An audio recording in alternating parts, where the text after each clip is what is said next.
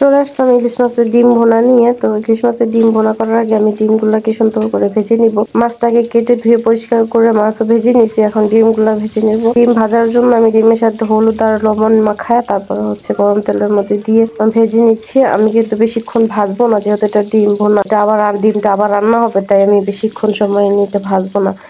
ডিমটা ভাজা হয়ে গেছে, আমি উঠাই নিলাম। তো এখন একটা বাটির মধ্যে মশলা তৈরি করে নিব। মশলা বলতে এখানে পেঁয়াজ ব্লেন্ড করে নিছি, তার সাথে হলুদ গুঁড়ো পরিমাণ মতো, মরিচ গুঁড়ো, লবণ, ধনিয়া গুঁড়ো, জিরার গুঁড়ো, আদা রসুন বাটা একটু দিয়ে আমি মশলাটা মিক্স করে নিলাম।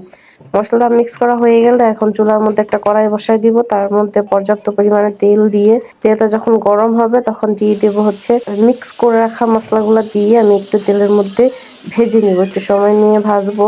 যখন আমার মশলাগুলো ভাজা হয়ে যাবে তখন এর মধ্যে একটু পানি দিয়ে দিব। আমি কিন্তু বেশি পানি দিব না। তো পানি দিয়ে আমি একটু নেড়েচেড়ে বলক আসা পর্যন্ত অপেক্ষা করব। যখন বলকটা চলে আসবে তখন আমি দিয়ে দিব ইলিশ মাছের ডিম। ডিমগুলো কিন্তু আমি একটু ভেঙে ভেঙে নিছি, আর সাথে দিয়ে দেবো এক পিস মাছ। আল্লাহ, তার মাছটা ভাজি করতে ইচ্ছে করতেছিল না, তাই এই ডিমের মধ্যে মাছটা দিয়ে দিলাম।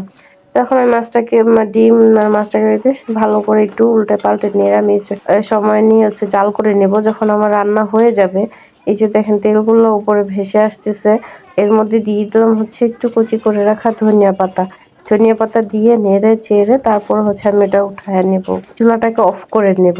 এই যে আমার প্রায় রান্না শেষ। দেখতেও খুব ভালো লাগতেছে, খেতেও অনেক মজা হয়েছে। আমার পরিবারের সব অন্যদিন তুলনায় আজকে একটু বেশি ভাত খেয়েছে ইলিশ মাছের ডিম বোনা দিয়ে। আর ইলিশ মাছ তো এমনি অনেক মজার মাছ।